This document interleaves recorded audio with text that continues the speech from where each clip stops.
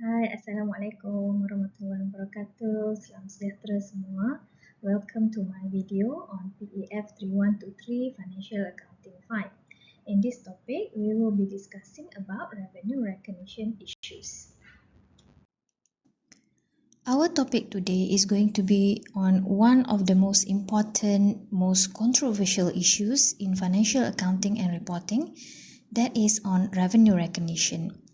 At the end of this lesson, it is hoped that you would be able to achieve all the learning outcomes listed here. However, for the purpose of this video only, you should be able to describe the accounting treatment for revenue recognition in Malaysia and to explain the importance of revenue recognition. Before we begin, first let's talk about revenue. Revenue is important to users of financial statements in assessing an entity's financial performance and position. This is because revenue growth is one of the indicators that is most closely scrutinized by investors and financial analysts. Therefore, obtaining a comprehensive understanding of revenue of a particular company and providing communication to interested stakeholders is critical in determining further investment decisions. Therefore, questions such as when to recognize revenue and why is it important to know when are extremely important. It is quite simple and easy when you only sell physical goods like the retailers, because the timing for revenue recognition can be quite obvious. That is, when the ownership of the goods has been transferred. But what if you have long-term contracts, or when companies offer some sort of services simultaneously or together with physical goods? The scenario then becomes much more complicated.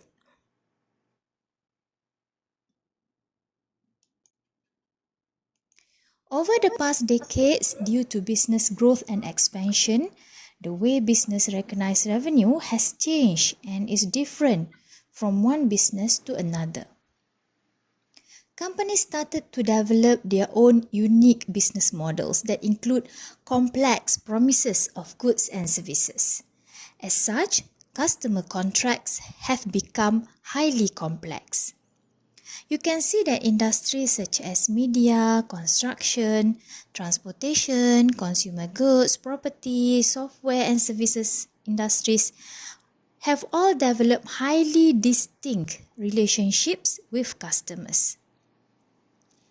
Apart from that, presenting good corporate performance is very crucial to attract potential investors.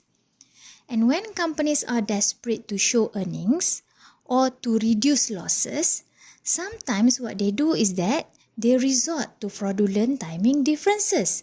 That is, when they manipulate the timing to show fake profits. According to past studies, there are 5 basic methods that company can use to create bogus or fake profits. One of them is fraud in timing differences, also known as cut-off fraud. This normally involves one of 2 basic techniques, that is, recording or booking revenues early and or recording expenses and liabilities late. The auditors will normally find that revenue recognition frauds can be further divided into 3 categories.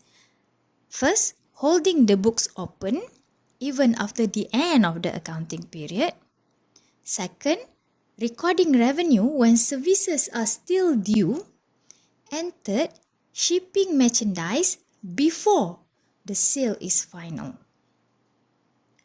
Unless services have been rendered completely, GAAP prohibits booking the entire revenue amount early. But it is all too common for companies to ignore the percentage of completion contracts by taking the cash payments into income and fail to record offsetting accruals for services paid for in advance, as well as to record refundable deposits as income. So these are some of the examples for when company can alter their revenue to create an impression of good performance.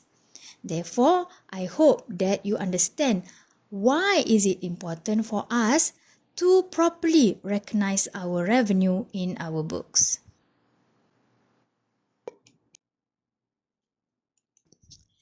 As you can see here, revenue recognition is an issue that has always been debated. It has always been a controversial issue, especially when talking about long-term contracts or services. This is mainly because revenue represents a significant portion in financial statements, and in many times it is being used as the KPI or key performance indicators. For example, in making decisions about remuneration schemes, including bonus, future investment decisions, taxation, as well as the reputation of the companies, especially in attracting funds.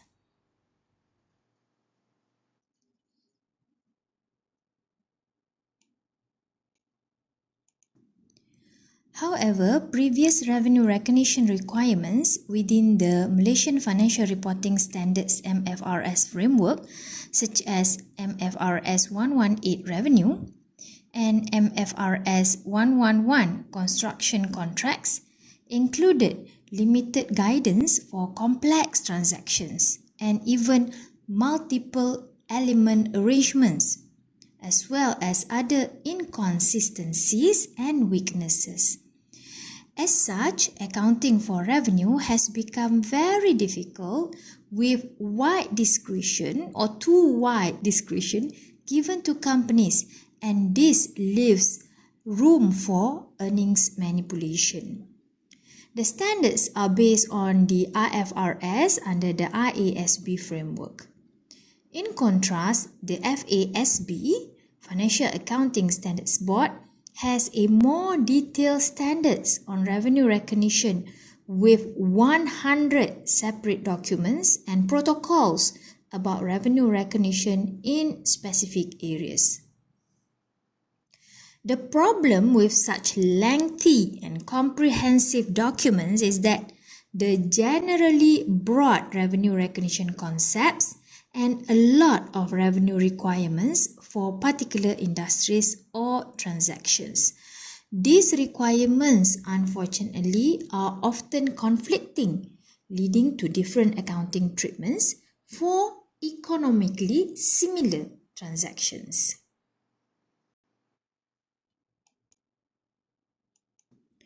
Therefore, acknowledging such inconsistencies and difficulties in the accounting treatment for revenue, after more than 5 years in development, the IASB, together with the FASB, published their new Converge or Common Standard on Revenue Recognition, the IFRS 15, Revenue from Contracts with Customers. This standard is a combined effort by the IASB and the FASB where they converge their respective standards in their framework with the following objectives, as you can see here.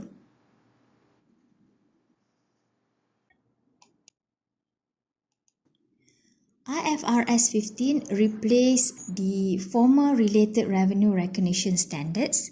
Among others were the IAS 18 and IAS 11, and most of the other related guidance to establish a single comprehensive framework.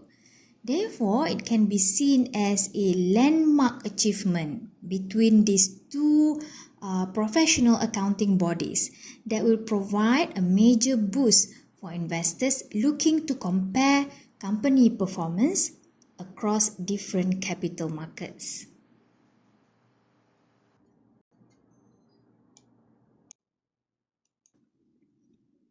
Prior to the implementation of MFRS 15, the existing revenue standards such as MFRS 118 revenue and MFRS 111 construction contracts have very limited guidance, especially on complex transactions, resulting in different accounting treatment for similar transactions. So many companies are forced to use their judgment in order to apply these standards in their specific situation.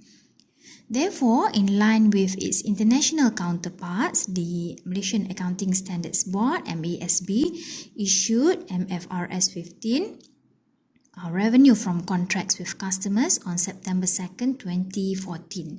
Companies are required to apply MFRS 15 for annual periods beginning on or after 1st January 2017. So this standards is basically a word for word that is of IFRS 15 as issued by the IASB. So MFRS 15 replaces all existing revenue recognition guidance under IFRS, MFRS and FRS.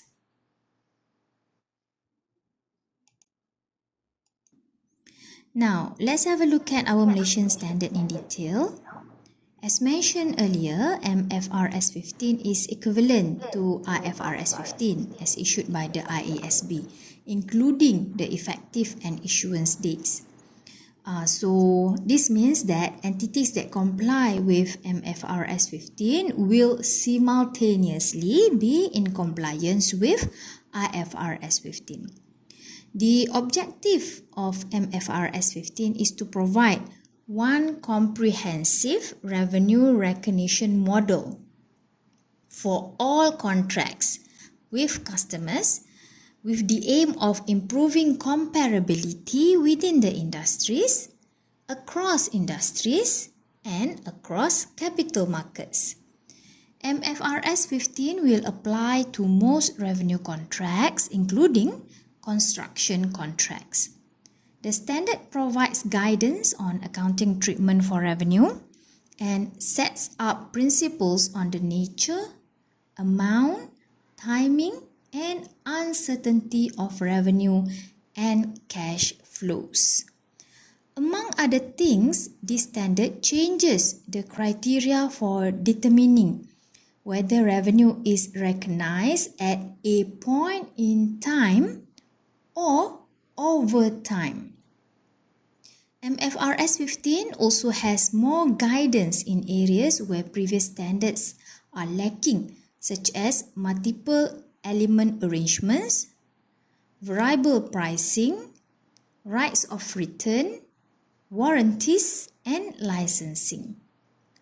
Although the standard is applicable to all, but certain companies will definitely be affected more than others, where significant changes are needed in their reporting. Jadi banyak perubahan yang perlu dilakukan oleh beberapa syarikat dalam beberapa sektor. Examples of such company is the ones with longer delivery cycles, such as construction companies or property developers or real estate companies, whatever name that you call it, because it will take longer for them to realize their revenue. The new standard will shift the boundary between the percentage of completion and on completion revenue recognition. So the standard will also significantly affect complex contract terms and goods and services that come as a package, such as the ones offered by telecommunication companies, where product, that is the smartphones, and the service, that is the data plan and whatnot, can come in or can be offered in bundle.